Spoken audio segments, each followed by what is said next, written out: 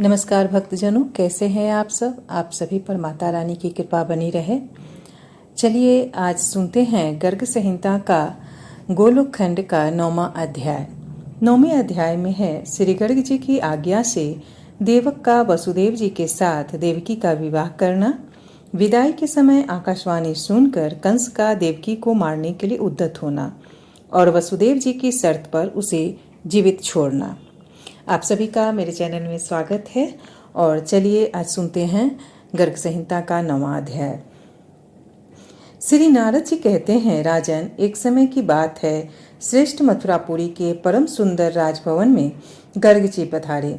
वे ज्योतिषी शास्त्र के बड़े प्रामाणिक विद्वान थे।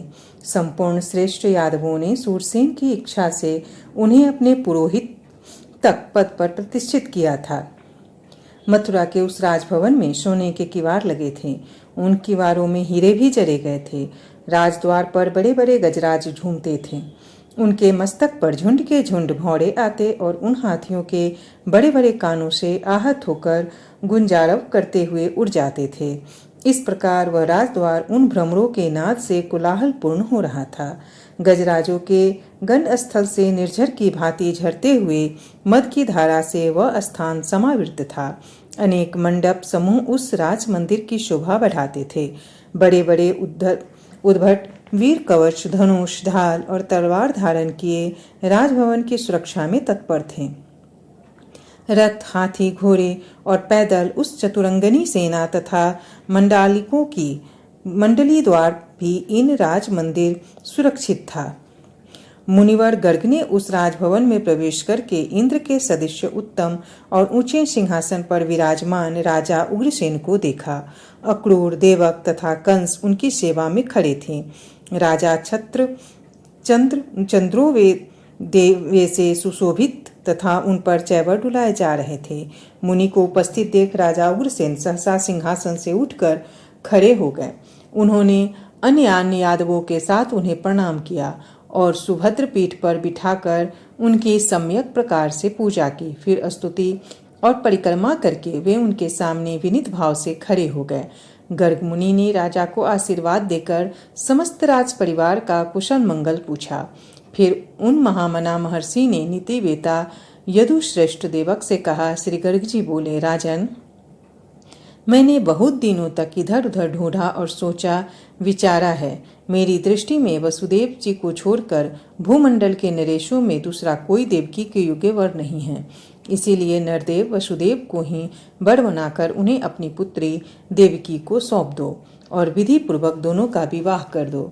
श्री नारद जी कहते हैं, मिथिलेश्वर, गर्ग जी के उक्त आदेश को ही शिरोधार्य करके समस्त धर्मधारियों में श्रेष्ठ श्री देवक ने सगाई के निश्चय के लिए पान का बीरा भेज दिया और गर्ग जी की इच्छा से मंगलाचार का संपादन करके विवाह में वसुदेव वर को अपनी पुत्री अर्पित कर दी।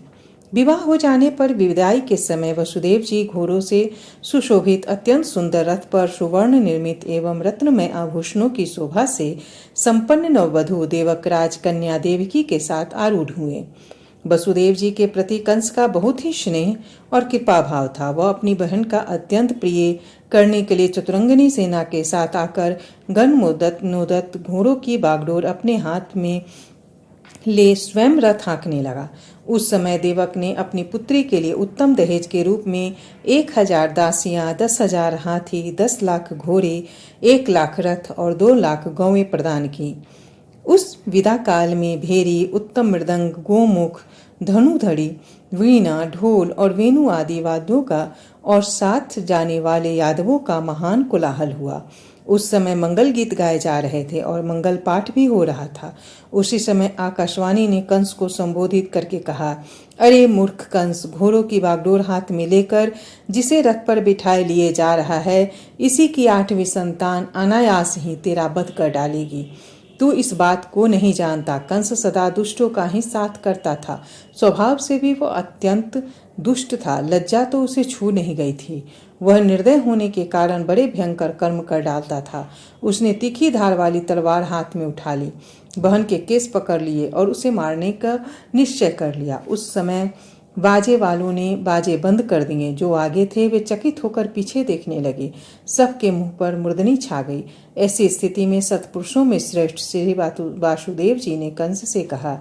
श्री वासुदेव जी बोले, ये भोजेंद्र, आप इस वंश की कीर्ति का विस्तार करने वाले हैं। भौमासुर, जरासंध, बकासुर, वत्सासुर और वानासुर सभी योद्धा आपसे लड़ने के लिए युद्ध भूमि में आए, किंतु उन्होंने आपकी प्रशंसा ही की। वे ही आज आप तलवार से बहन का वध करने को कैसे उद्यत हो गए। बकासुर की बहन पुतना आपके पास आकर लड़ने की इच्छा करने लगी, किंतु आपने राजनीति के अनुरूप वर्ताप करने के लिए स्त्री समझकर उसके साथ युद्ध नहीं किया। उस समय शांति स्थापित करने के लिए आपने पुतना को बहन के तुल्य बनाकर छोड़ दिया। फिर यह तो आपकी साक्षात बहन है, किस विचार से आप इस अनुचित कृत्य में लग गए। मथुरा नरेश, यह कन्या यहाँ विवाह के शुभ अवसर पर आई है। आपकी छोटी बहन है, बालिका है, पुत्री के समान दयनीय दया पात्र है। यह सदा आपको सद्भावना प्रदान करती आई है, अतः इसका वध करना आपके लिए कदापि उचित नहीं है। आपकी चित्तवृत्ति तो दीन दुखियों के दुख दूर करने में ही लगे रहते हैं। श्री नारद जी कहते हैं, नारद, इस प्रकार वसुदेव जी के समझाने पर भी अत्यंत खल और कुशंगी कंस ने उसकी बात नहीं मानी। तब वसुदेव जी, यह भगवान का विधान है अथवा काल की ऐसी ही गति, यह समझकर भगवत शरणागत हो पुनः कंस से बोले। श्री वसुदेव जी ने कहा, राजन, इस देवकी से जो आपको कभी भय ही नहीं, आकाशवाणी ने जो कुछ कहा है उसके विषय में मेरा विचार सुनिए। मैं इसके गर्भ से उत्पन्न सभी पुत्र आपको दे दूंगा, क्योंकि उन्हीं से आपको भय है, अतः व्यथित न होइए। श्री नारद जी कहते हैं, मिथिलेश, कंस ने वसुदेव जी के निश्चय पूर्वक कहे गए वचन पर विश्वास कर लिया, अतः उनकी प्रशंसा करके वह उसी क्षण घर को चला गया। इधर वसुदेव जी ने भी भयभीत हो देवकी के साथ अपने भवन को पधारे। इस प्रकार श्री गर्ग संहिता में गोलोकखंड के अंतर्गत नारद बहुलाश्व संवाद में वसुदेव जी के विवाह का वर्णन नामक 9वां अध्याय पूरा हुआ। धन्यवाद दोस्तों।